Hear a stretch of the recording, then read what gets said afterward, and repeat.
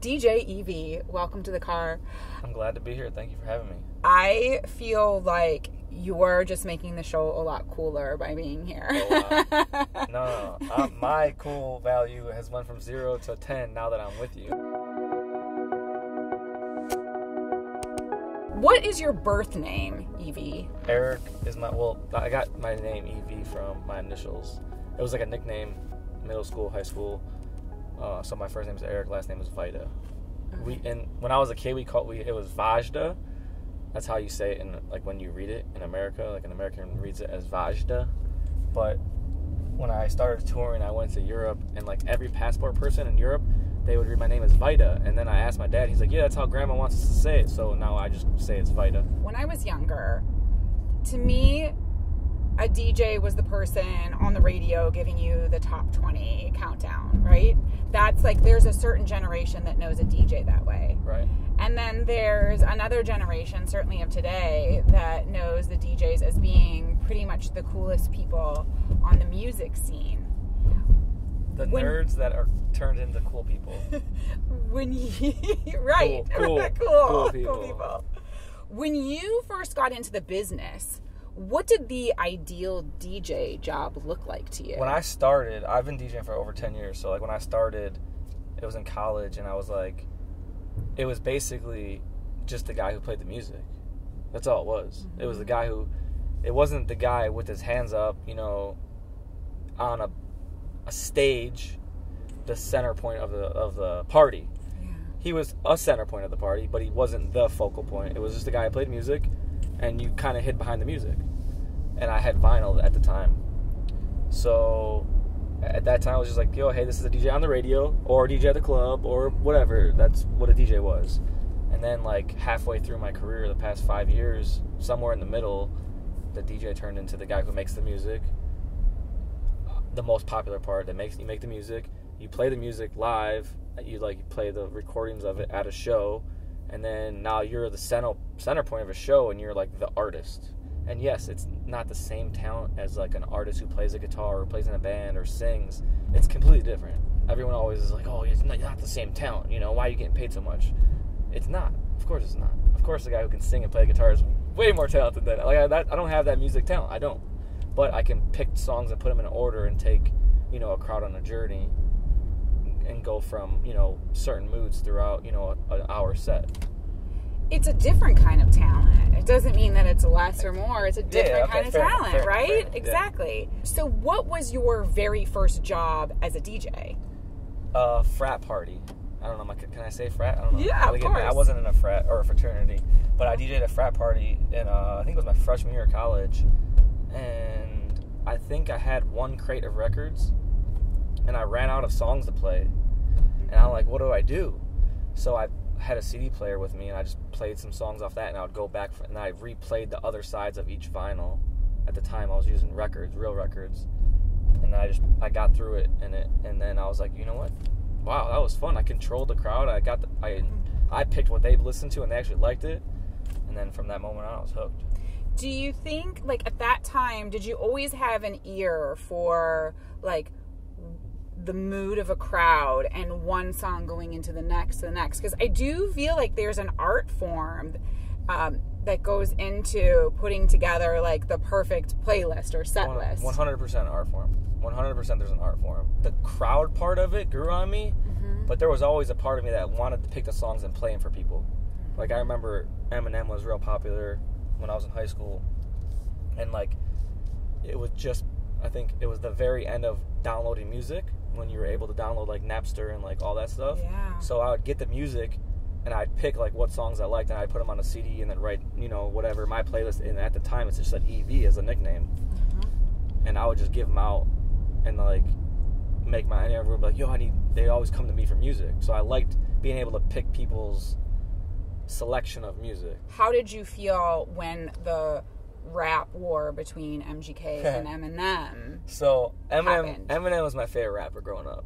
He's one of my favorite rappers. Still. So Kel's being my, great friend is like, I'm going to be biased in a way. Puts you in a tough spot a little, sort of. Yeah, I mean, kind of. It's just Eminem's just being old and upset that there's other people who can really rap. And I was like, oh, you know, he had some good shots, but our Cleveland boy took care of him. So you were obviously excited when he came out with Rap Devil. I was in LA driving. I was at the grocery store. It's called Ralph's. It's like Giant Eagle. So I'm in the parking lot. It's 9 o'clock, so everything comes out at 12 here. So 9 there. And I'm listening to the Eminem album. I'm like, did he just say MGK? Did Eminem just say it? I'm like, why would he do that? And then the next song, it's a whole song. He was just dogging MGK. It's like, wow, okay, this is great. This is hip hop. Yeah, and then, that made you just excited. You weren't like mad great. For your friend. You thought this is what it's supposed. This is about. And neither of them said anything. It was straight rap. It was this is how hip hop started. This rap battle. It was great. Kels came back with it, and it was amazing. Then Eminem came back with one. It was all right. Well, you're a loyal person. Very. You're gonna stay loyal to your friends. I'm a loyal to a fault in life. That's good. I think that's one of the most important things. Amen. I'm the same way. I agree with being loyal to a fault. At least you can feel good about your side of the street. Exactly. How did you and Machine Gun Kelly become friends? That's a great story. So, around that time, I was just starting to DJ, just came out of college, and I would make mixtapes. And I would take my favorite songs, put it on a mixtape, get sweet artwork from Glenn at Ilthy, and sell some of them, give some of them away, whatever we could do. And I'd put all these mixtapes, I think I'd take 50 to each store in Cleveland, barbershops, music stores, any store, convenience stores. And I'd go to the spot in Tower City. It was the Airbrush spot. And that was when Tower City, actually, people went to it. I remember those days. The very end of those days. I hope they do something with that. I hope so, too. It's such a beautiful space. So I'd go there, I'd bring my mixtapes, and he was working at the shop, the Airbrush shop. He had to have been like 15. And I would just give him the new ones and, you know, get paid on the old ones, and that's it. Like 2 or 3 times he was the one who would exchange it with me. And the manager at the store, the guy who owned it, would always be like, yo, I got this rapper, this white guy, he's really good, he's fast, he's got these songs with Bone, and he'd always hype it up, and I'd say, send me the music. He never sent the music. Just so he knows. Never sent me the music. And then probably like a year later, I'd see this guy pop up at all these shows, rapping super fast, killing it. And I was like, oh, wow, that's him. That's him. Oh, wow. And then that was still like low key, like no fans yet at the time. And then another year later, he's probably like 18 or 19 at this point. Everyone's telling me about him. I'm like, yeah, I know who that is. And finally, we'd run into each other here and there again, and we did a project together. I hosted it for him. It was called 100 Words of Running, and then from there, we became like cool and became friends. We put it out, and it did really well for him, and it was still like early on. Then you skip forward like a year or 2 after that. He's really got like. It's still no one knows who he is, but he still has like these high school kids on the east side are fans. Okay. And I was like, wow, they're taking pictures with him at Beechwood Mall. It's like, I'm like, what's going on? So at the time we were working on another project called Lace Up, which was like his first official like big mixtape, and we were working on that, coming up with a game plan. The whole team was like trying to figure out ways to get it out, and then they put it out, and then boom, that was it. The rest from there on, it was a rock star born. But it was crazy because like I saw him from a 15-year-old, like little skinny white kid, no style. I had no style either, and we had zero. Like we had negative style actually. Like I dressed so bad, but it's crazy to see him like a 14, 15-year-old just working at a store, like saying like he can rap, you know, because he rapped at, you know, at the lunch table at school, you know, and then boom, 5 years, rock star. I knew he was gonna do it, you know. I was one of the people back early on that when I saw him when he was 17, I was like, yo, okay, I get it, I'm with it, let's go, you know. And I feel like that's what, as a DJ, that's a whole nother thing I gotta do. You have to be able to say, yo, there's this new artist, I believe in them. You can't wait till they're popular. Right. That's not gonna, as a DJ, that's not going to get you anywhere. Like, I feel like I've gotten a lot of fans or a lot of people who follow me because I've co-signed artists when they were nobody. Yeah. I remember putting Kid Cudi on a mixtape. Everybody made fun of me. Everybody in Cleveland. All the rappers made fun of me for putting Kid Cudi. And then Kid Cudi. He's a legend. When you first got in the car, I saw that an Elton John song popped up on your Spotify, which I love Elton. And maybe people would not think that you would love Elton John, right? But just because you're creating current, relevant music right now doesn't mean that you don't appreciate all of the musicians who come before you and who are timeless, like Elton. Right. That's what's funny is just because, like, I pride myself on being a hip-hop and dance DJ. Like, I try to blur the lines between hip-hop and EDM or dance or however you want to call it within playing, you know, pop and old school stuff, everything in one. Rock. But sometimes people are just, they want to put you in a box. It's like, no, I do it all. That's the kind of music I like. Like, Elton John popped on my phone, but I grew up on pop, I grew up on hip-hop, and I grew up on rock from my family. And then as I started to find music, I love literally every single genre of music I like.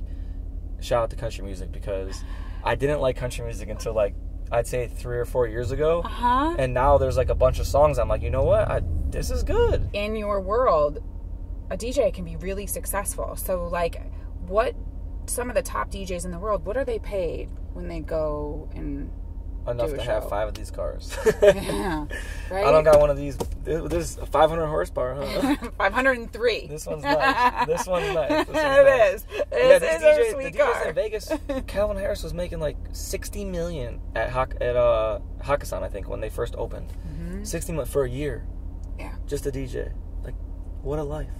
So for shows, they'll make, for one show, between like 100 and 250,000 just for one show. And they'll DJ for 60 minutes, maybe 2 hours at tops. Crazy. Let's play DJ right now. Play some music that you feel like people either would be surprised that you listen to, or something that you think that we should be listening to. Maybe expose us to a new artist. Okay, let's see. All right. Turn this up and you... Well, this is... So what I do every Friday... Yeah. ...is I'll go to Spotify and they have a new playlist. Yeah. And I'll go listen to it, and then I'll go listen to whoever else putting music out. Yeah. And I'll pick my own and I'll put them in a list. Okay. But this new song is Young Thug, and he's a rapper, and he has Elton John on the song. They sampled, and Elton John said, he like gave him the clearance. He said, yes, I like this. It sounds good. Which I think that's so cool, right? So, I mean, former generation embracing new generation. 2 different genres. Like, totally. Completely different genres. And way different generations. So, for him to recognize, you know, a young artist who's popular in the rap community, that's great. And that, for me, that's what I like anyways. I like to bridge, you know, either a pop song and a hip-hop song or whatever. I like to make everything mash up together. Who do you think were one of the original, like, legendary artists who embraced hip-hop? Well, Run DMC was one of the first, I feel like, that I was aware of before, you know, Run DMC, how they did their collab. But for me, as a DJ-wise, it was DJ AM. And this is obviously later than all that. You know, this is like early 2000s. Yeah. DJ AM was like an inspiration because he would be able to mix all these different genres and mix it so clean and creative that it was like, oh wow, it still flows and it keeps the party going, which was rare. Are you a fan of Bone Thugs and Harmony? Oh yeah, that's definitely my favorite group of all time. My favorite rap group, for sure. We had Wish on the show. I saw that actually. He was awesome. Yeah, he's cool. He's always, you know, it's weird. He's always on my flights from LA to Cleveland, because I still have a place here. I'm still a Clevelander. I have an Ohio ID. I'll always be Cleveland. I'll always support Cleveland. And I'm always coming back and forth. Wish is always on the flight. He was just here when I came back. Well, I brought up Bone Thugs because they did that song with Phil Collins. The crazy thing about it is that I like the Bone Thugs Phil Collins version better than the original. And that it was taking an original that was... Okay, I'm obsessed with this song right now. Lady Are you Gaga? listening to this right now? Yeah. The Shallow song? I didn't really like her last project. I'm a huge Lady Gaga fan. It's not something I never really played. Yeah. But this song is great. Where did it come from? Can you give me a hit? Yes, I can. Me a... I'm going to tell you because I'm like trying to see where I'm turning here. I'm going the wrong way. Okay. This song, Shallow, it's from the new movie A Star Is Born. Oh. This is Bradley Cooper singing. Really? Yes. Didn't know he could sing, did you? No, I just thought he was a good actor. And he directs the movie. It's his directorial debut. Wow. The soundtrack on this movie is awesome, but this song, Shallow, is beautiful. Yeah, so this is on my playlist. I like Gaga. I literally like every genre. Let's go Have you met Gaga? Yes, I did. She was, I met her after a show, like, a couple years ago. And she was all bloody. It was probably, like, 2014 or something. Mm-hmm. She was all bloody from, like, the stage performance. And it was really quick, though. Whenever you meet those people, it's always really quick. This movie, which is, I say it's magical. I used to be a film critic, and I would say that A Star Is Born, this version, is one of the best movies I've seen on screen in a really long time. I would give it a 10. I think it's practically flawless.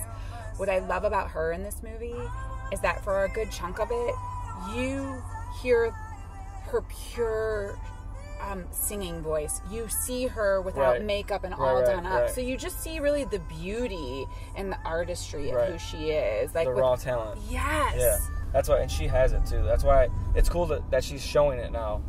And she's not hiding behind the glamour and the glitter of, like, her old dance stuff. So this is a new band. This is my favorite. Okay. My favorite. Give it to me. New band. Greta Van Fleet. Yeah.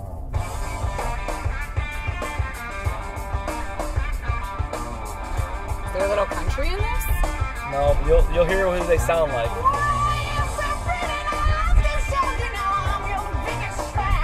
They performed in Vegas when I was just DJing. They performed after I DJ'd. Super cool young kids. Super talented. And who they sound like? It sounds like, oh my gosh, Sweet Child of Mine. That boy sounds Axl Rose-ish to me. Yeah. What about Led Zeppelin? Led Zeppelin for sure. Yeah. Yes. I sent it to my dad. I'm like, yo, because he's huge into rock and roll. I sent it to him. He's like, they sound like Led Zeppelin. Let's go. You know, sounds good. Yeah. They do sound Greta Van Fleet. That's a cool sound. Yeah, that's what I've been playing all the time. New Cleveland rapper. His name's Q Money. He's touring all over. He's got a record deal. He's gonna be really, really, really big soon. He's already big. Yeah. Which is Fleet. No, I'm just kidding. So that's like on local what I've been playing. Okay, this is good to know. And then new Florence and the Machine. You like? I love Florence and the Machine. So good. Love her. Shake It Out's one of my favorite songs. Yes, classic. Mike Posner, my friend, just dropped a new song. Good. Finally, he grew his beard out. He's like looks like a homeless person, but he's multi-millionaire, and he's just on another level right now. He's like got rid of his house and he lives in a van, and he's just like you know, he's taking it to a different level. I love it. So he put a new song out. I'm just trying to go through like what I've played recently. So it's literally, that's 5 genres right there I've just played. Can I take your phone? Yes, let's see what you got. Okay. Do you use Spotify or Apple Music? Spotify. Yeah, I don't know, for some reason I do too. When Sarah Bareilles sings Goodbye Yellow Brick Road, I'm like, oh, that's what Elton was saying. Yeah, you could. She's good. Baby, you get a replacement. Yeah, this is great. Isn't it great? Yeah. And it's, like you said about Gaga too, it's raw. Yes. It's just the piano and her vocals. This screams fun. Yeah. Are you tired of it? No, that's why it still sounds good. It still sounds fresh to me. I'm your biggest fan.